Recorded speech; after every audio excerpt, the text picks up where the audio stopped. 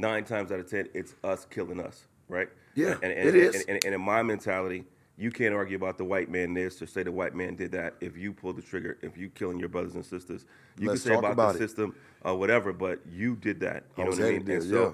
I think that that's the negative part that we need to change. And the media obviously plays a part. You know, you're in the media now, even though you hosting a more kind of like unorthodox show.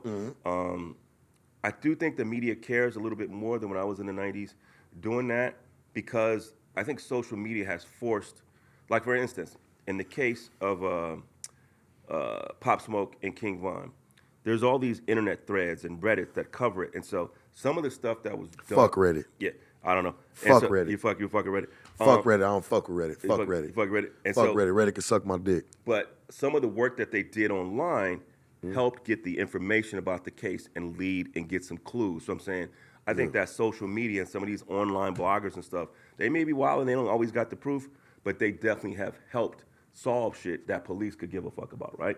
Because these are our rap heroes. Police don't care about these guys. Yeah. Yeah.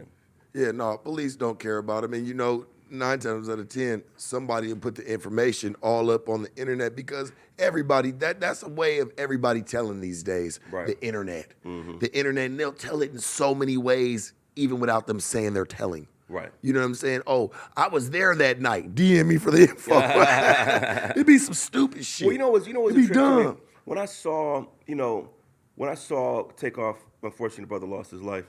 Somebody was filming that instead of trying to help this brother. Where does your mind come when you see this young man laying there, bleeding like that, and your first instinct is to pull out your phone? Can I be real with you? Yeah. It's been going on. Right. Somebody I knew of in San Diego. It's like, remember when the boy got popped at the rallies?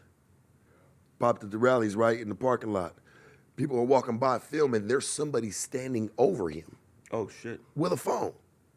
You know what I'm saying? And this ain't to take from Takeoff's death. Right. Man, R.I.P. to Takeoff. Hey, man, I've loved your music for a while, man. I watched y'all when y'all was on y'all way to blowing. I was in Tennessee watching them. So I really, in a small ass spot. So like this wasn't you can go up and touch, like it's nothing, so it's love to him. But just to show that it's been going on. It shouldn't have to take a big name. It shouldn't have to take a person that, okay, his music was loved by all. Man, this man he was loved by his family and his daughter. He left daughters behind and Right. sons behind. Like that shit just goes under the rug. This shit's been going on. Let's not just wait until somebody with a big name. We need to have Takeoff's death, man, be a real lesson. I'm not sure Of if people what's going on. I don't know, brother. I don't think And that people are learning. I think that it's just getting worse. No, Somebody we tried to just sell the video mourning to and teens. it's oh Yes. my God, Yeah. it's oh my For a God, moment, and then yeah. 2 weeks later we're back to fucking normal scheduled fucking programming. Yep. So This shit is sick. but man, I'm glad. Like I said, you mentioned me. I want to make sure that these kind of stories get out there. And I think a lot of times we don't get to tell our own stories. As a person of color who works on shows, sometimes with people of color, the people making it usually aren't people of color.